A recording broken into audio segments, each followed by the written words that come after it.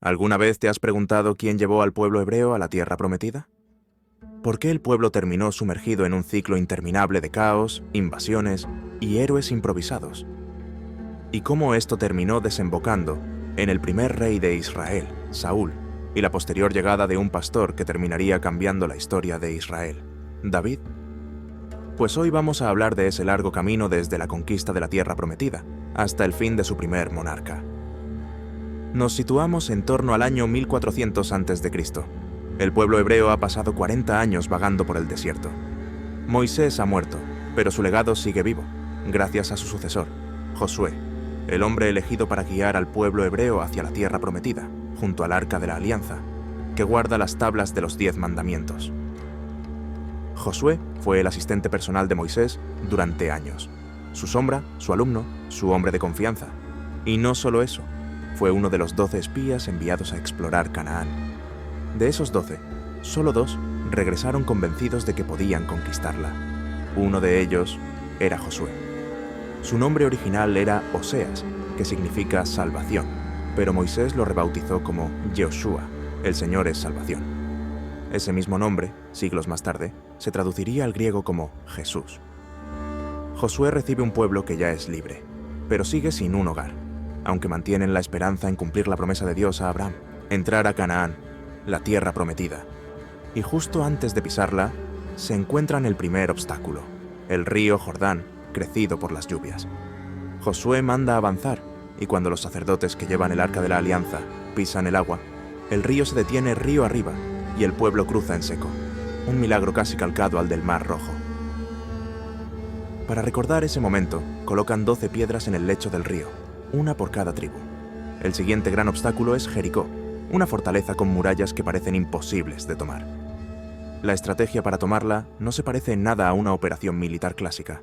Rodean la ciudad una vez al día durante 6 días, en silencio, con sacerdotes tocando trompetas.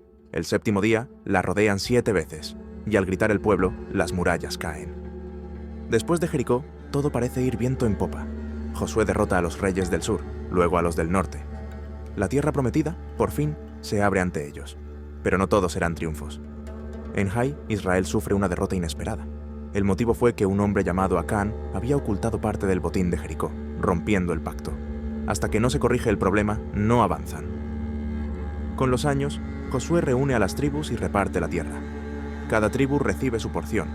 Algunas todavía deben expulsar a pueblos cananeos, otras se establecen rápido. Se reservan territorios para los levitas, tribu encargada del culto, y el centro religioso se fija en Silo, donde se coloca el arca antes de que Jerusalén sea importante.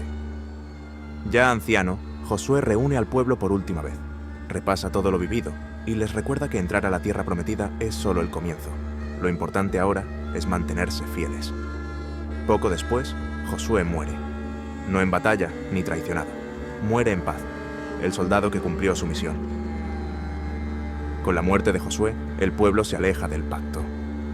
Aquí comienza una de las épocas más inestables, violentas y confusas de la historia bíblica, la época de los jueces. Una era de casi 200 años, marcada por un ciclo que se repite una y otra vez. El pueblo se olvida de Dios, caen en idolatría y se alejan del pacto. Son oprimidos por pueblos vecinos, madianitas, filisteos, moabitas. Claman a Dios desesperados. Dios levanta un líder, un juez. El juez libera al pueblo y hay paz. Y todo vuelve a empezar. Israel cae primero en manos de Cushan-Risataim, de Mesopotamia, durante 8 duros años, hasta que se levanta Otoniel, de la tribu de Judá. Guerrero experimentado, pariente de Caleb, el conquistador. Este recibe el impulso divino, derrota al invasor y da al pueblo 40 años de paz. Un comienzo prometedor, pero pronto el ciclo se repite.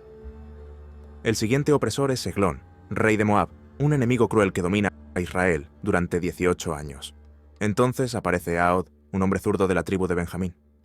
Este entra a presentar tributo al rey Eglón, pero esconde una daga en su muslo derecho, donde los guardias no revisaban. Y en ese momento, clava la daga en su vientre. El rey cae. Ahod escapa. Tras él aparece Samgar, del que sabemos poco, salvo que mató a 600 filisteos con un simple palo para guiar a sus bueyes. De nuevo, Israel cae. Esta vez bajo Jabín, rey cananeo, cuyo general Sísara aterroriza la región con sus carros de hierro. Dios levanta a Débora, una profetisa que toma decisiones bajo una palmera. junto con el general Barak, lidera al ejército israelita. Una tormenta inesperada inutiliza los carros enemigos. Sísara huye y se esconde en la tienda de Yael. Una mujer que lo recibe dándole leche, lo duerme, y le clava una estaca en la sien con un martillo. Israel disfruta una larga paz de 40 años, pero vuelve a caer en las idolatrías de los pueblos vecinos. Los madianitas arrasan cosechas y ganados. El pueblo se esconde en cuevas. En ese clima aparece Gedeón, un joven temeroso que trilla trigo en secreto para no ser descubierto. Un ángel lo llama hombre valiente. Dios le ordena reducir su ejército de miles a solo 300 hombres. Con trompetas, cántaros y antorchas, logran que los madianitas entren en pánico y se destruyan entre ellos. Tras él gobiernan 2 jueces tranquilos, Tola y Jair, cuyos mandatos pasan sin mayor sobresalto. Cuando Israel vuelve a caer, esta vez ante los amonitas, buscan a Jefté, un guerrero que había sido marginado por ser hijo bastardo. Este acepta liderar al pueblo que lo rechazó, pero hace un voto imprudente antes de la batalla. Promete sacrificar lo primero que salga de su casa si vence. Gana, y lo primero que sale es su hija. Jefté cumple con su promesa. 3 jueces más gobiernan brevemente después: Ibsán, Elón y Abdón, hombres de liderazgo moderado y vidas relativamente tranquilas. El último juez y el más famoso de todos ellos es Sansón, cuyo nombre en hebreo significa hombre del sol. Un nazareo que desde su nacimiento tenía una fuerza extraordinaria, vinculada a su cabello sin cortar. Pelea solo, sin ejército. Destruye campos con zorras incendiarias. Vence a 1000 filisteos con una quijada de burro, pero finalmente acaba siendo derrotado por un enemigo oculto. Sansón se enamora de Dalila, una mujer filistea del valle de Sorek, que le sonsaca el secreto de su fuerza. Dalila lo traiciona, le corta el cabello y los filisteos lo capturan. Ciego y encadenado, pide una última oportunidad. Empuja las columnas de un templo, derribándolo sobre sí mismo y sus enemigos. Con él se cierra la era de los jueces. Israel está desordenado, sin rey, con sacerdotes corruptos y enemigos al acecho. En este caos, Dios inicia algo nuevo, a través de una mujer estéril llamada Ana, que ora con lágrimas en el santuario de Silo. Dios responde con el nacimiento de Samuel, cuyo nombre quiere decir Dios escucha. Ana lo dedica al servicio del templo desde pequeño. Samuel crece bajo Elí, un sacerdote anciano cuyos hijos han convertido el santuario en un lugar corrupto. Una noche, Samuel escucha su nombre, y éste le anuncia que juzgará a la casa de Elí por la corrupción de sus hijos. A partir de ahí, Samuel se convierte en profeta. Hofni y Finés, hijos de Elí, desesperados ante los filisteos, deciden usar el arca de la alianza como amuleto en batalla. Pierden la guerra, el arca es capturada, y los hijos de Elí mueren. Elí cae de espaldas de la silla al oír la noticia y muere también. Samuel queda como figura moral y espiritual. Destruye ídolos, reúne al pueblo y logra una gran victoria, gracias a un trueno que provoca el caos entre los filisteos. Erige una piedra como recordatorio, llamada Ebenezer. Hasta aquí nos ayudó el Señor. Cuando envejece, sus hijos resultan corruptos. El pueblo se cansa y pide algo nunca antes visto en Israel: un rey. Dios accede a darles un rey, pero uno elegido a su manera. La elección recae sobre Saúl, de la tribu de Benjamín, a quien Samuel encuentra buscando unas burras perdidas. Samuel lo unge en secreto.